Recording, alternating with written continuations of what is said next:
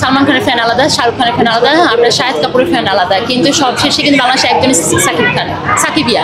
আর কোনো ফ্যান এরকম তৈরি হয়নি, আর হবেও না। মানে আমি কিছু আপনার নিয়ে উপস্থাপনায় ব্যস্ত আছি। দেশের বাইরে আমার অনেকগুলো উপস্থাপনা আমি কাজ করছি। সব কিছু মিলিয়ে দেশ বিদেশ মিলিয়ে একটু মিডিয়া কাজ নিয়ে ব্যস্ত আছি।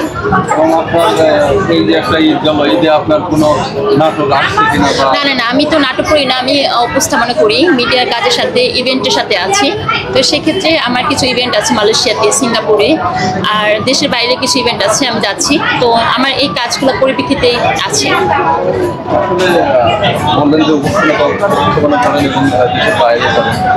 দেশের বাইরে একটু বলতেই চাই, দেশের বাইরে উপস্থাপনা করতে গেলে কখনো বড় ধরনের না, দেখেন আমরা কাজ করি না, মিডিয়া করি, অনেকে ভালোবেসে কথার বাচনভঙ্গি ভালো লেগে অনেকে অনেক কিছু উপহার দেয় অ্যাজ এ অ্যাক্টর হিসেবে, অ্যাক্ট্রেস হিসেবে। তো আমরা তো মানুষের ভালোবাসা পেয়েই তো একটা কাজের স্বীকৃতি পাই। তো আমি অনেক গিফট পাই, ভালো লাগে, ঈদের অনেক কিছু গিফট পেয়েছি পরিবার পরিজনদের থেকে, সব কিছু মিলিয়ে আছি।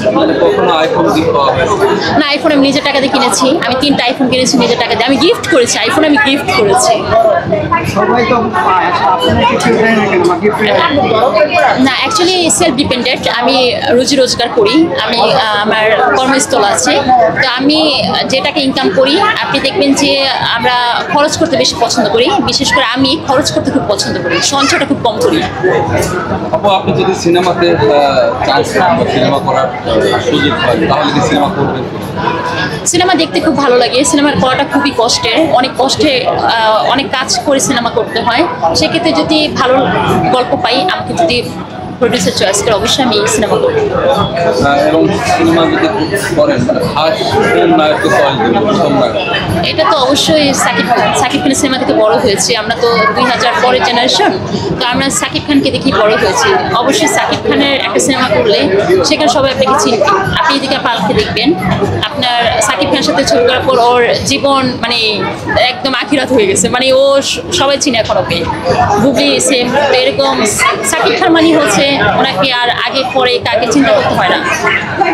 এই নামটা কেউ ইউজ করে সবাই, এর কারণটা কি?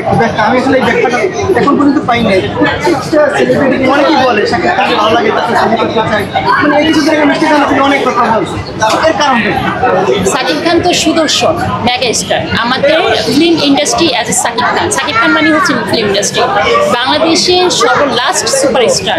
আমি মনে করি এত পপুলার, এত প্রায়োরিটি, এত মানে ড্রিম কোনো নায়ক আজ পর্যন্ত হয়নি। তো সেক্ষেত্রে সাকিব খান হচ্ছে একটা বিগ ড্রিম। তো সাকিব খানের সাথে কাজ করতেছে। বর্তমানে অনেকেই দাবি করছে যে সিএম কিংবা যে আফগান তারা কিন্তু সাহিত্য টপকে যাবে, মানে তাদের যে বর্তমানে যে ছবি এসেছে জঙ্গি দাগি, এই ব্যাপারে আপনি কি বলবেন? যাবে কিনা জানি না, কিন্তু সাকিব খান একদিনে তৈরি হয়নি, 24 বছরে তৈরি হয়েছে। সেই জায়গাটাকে ধরে রাখতে পারবে না, এত সুদর্শন কেউ হতে পারবে না।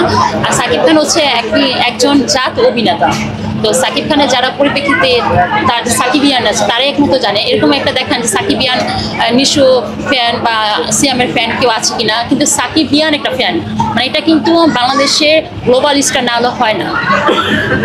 Thank you. তাহলে আপনার বা সিয়াম বলেন, তাদের কি বলবেন যে তারা ছবিটা বিষয় হচ্ছে যে সবই আপনারা যারা কথা সবাই গর্ব তাদের কি হবে?